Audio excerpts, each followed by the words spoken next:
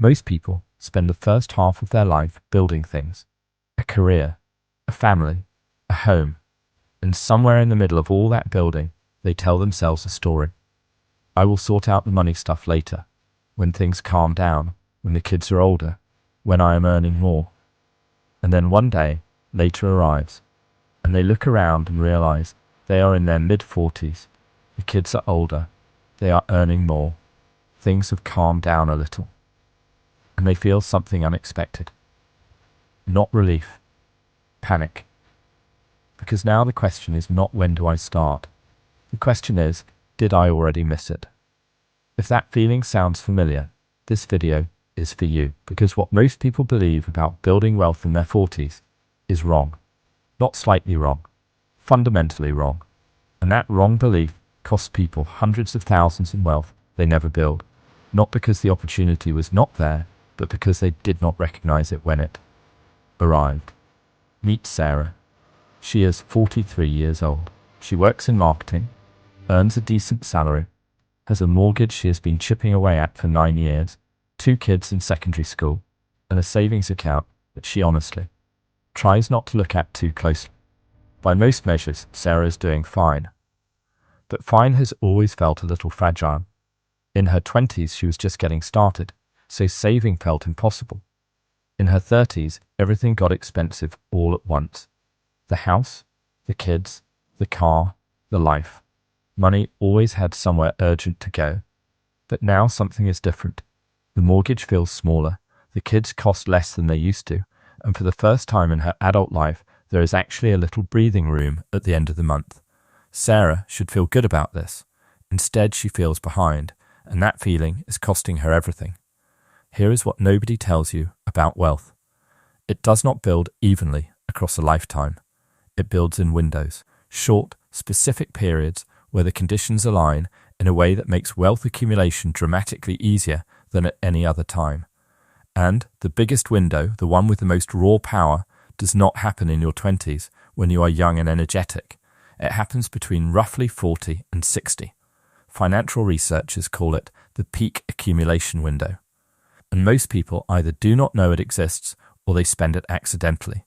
To understand why this window is so powerful, you need to understand 3 things that happen at the same time and almost never happen together at any other point in life. The first is income. By your 40s, most people are earning significantly more than they were in their 20s and 30s. The career is established. The skills are sharper. The experience commands more. This is not true for everyone, but for the majority of working adults, earning power peaks somewhere between 40 and 55, which means this is the period where you have the most raw material to work with. The second is expenses. Something quietly changes in your 40s. The biggest financial demands of early adulthood start to ease. The mortgage that once swallowed half your income now represents a smaller share of a larger salary. The children who needed everything when they were small become teenagers who need less direct financial input. The costs of setting up a life from scratch are behind you, and for the first time, the gap between what comes in and what goes out starts to widen naturally. That gap is not just nice to have. That gap is the engine. It is the raw fuel of wealth building. And for most people, it is the widest it will ever be right here in these years. The third thing is time. And this is where most people get it completely wrong. The common belief is that compound interest only works for people who started early. That if you did not begin investing in your 20s, the math has already moved against you. This belief feels reasonable. It is also deeply misleading. Money invested at 45 and left alone until 65 has 20 years to compound. 20 years of growth stacking on top of growth, 20 years of returns generating their own returns. That is not as long as starting at 25. But it is far more powerful than most people imagine, especially when you combine it with the higher income and wider expense gap that comes with this stage of life. The person who starts investing seriously at 45 and stays consistent is not starting too late. They are starting exactly when the conditions are most in their favor. So, if the window is this powerful, why do most people waste it? This is where the psychology gets interesting. There is a mental trap that catches almost everyone who reaches this stage of life. It is called retirement fatalism, and it sounds like this. It is probably too late for me now. I should have started earlier. The people who are going to be comfortable in retirement already sorted this out years ago. I missed my chance. This belief feels humble. It feels realistic. It even feels wise, like you are saving yourself from false hope. But it is one of the most expensive thought patterns a person can carry. Because what it actually does is transform a window of genuine opportunity into a period of quiet giving up. Fatalism feels like acceptance. It is actually surrender dressed up as wisdom. The second trap is subtler and in many ways more dangerous. It is called lifestyle creep, and it is the reason so many people reach their 40s with higher incomes and almost nothing to show for it.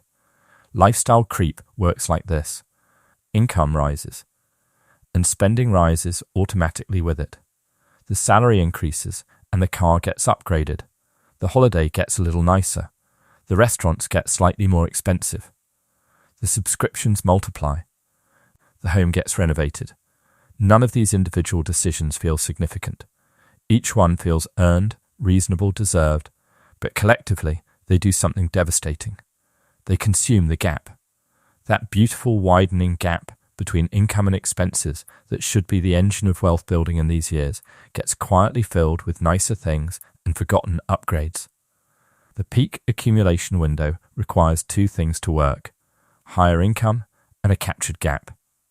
Lifestyle creep eliminates the second one before most people even notice it happening. Here is the deeper insight that most finance content never gets to. Wealth is not primarily a math problem, it is a behavior problem. The math of investing in your 40s is straightforward. Put money in regularly, keep it in a diversified fund, leave it alone, let time do the work. Most people understand this in theory. The reason it does not happen is not a lack of knowledge. It is a combination of false beliefs and invisible spending patterns that work together to keep the gap from ever being captured. Retirement fatalism tells you it is not worth starting. Lifestyle creep makes sure there is nothing to start with, even if you wanted to. Together, they are almost perfectly designed to waste the most powerful financial window of your life.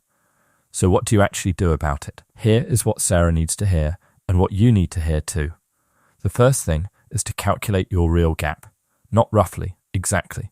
Sit down with your actual numbers and find the true difference between what comes in and what goes out every month. Most people who do this for the first time are genuinely surprised. Sometimes the gap is larger than they thought. Sometimes lifestyle creep has quietly consumed more than they realized. Either way, you cannot work with a number you do not know. The second thing is to automate before you can spend it. The most reliable way to capture the gap is to make sure part of it never reaches your spending account in the first place.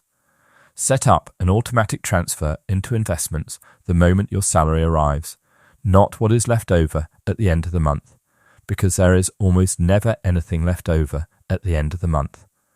First invest, then live on the rest. This single structural change is responsible for more wealth built by ordinary people than almost any investment strategy ever invented. The third thing is to keep the strategy simple. You do not need complex products, exotic assets, or strategies that require constant attention. A simple diversified index fund, contributed to consistently over 15 to 20 years, has built more real wealth for more ordinary people than almost any other approach in history. The strategy is not the hard part. The consistency is the hard part. And consistency is only possible when a strategy is simple enough to stick to. The fourth thing is to protect the gap every time your income rises. This is the discipline that separates people who build wealth in this window from people who earn more and somehow end up with the same amount saved. Every pay rise is a choice. You can let the lifestyle expand to fill it, or you can let the gap widen and put the difference to work. The lifestyle can improve, just not at the same rate as the income. Here is the thought to leave you with.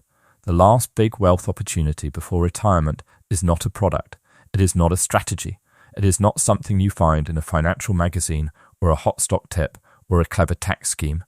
It is a window of time where three things arrive together that almost never arrive together.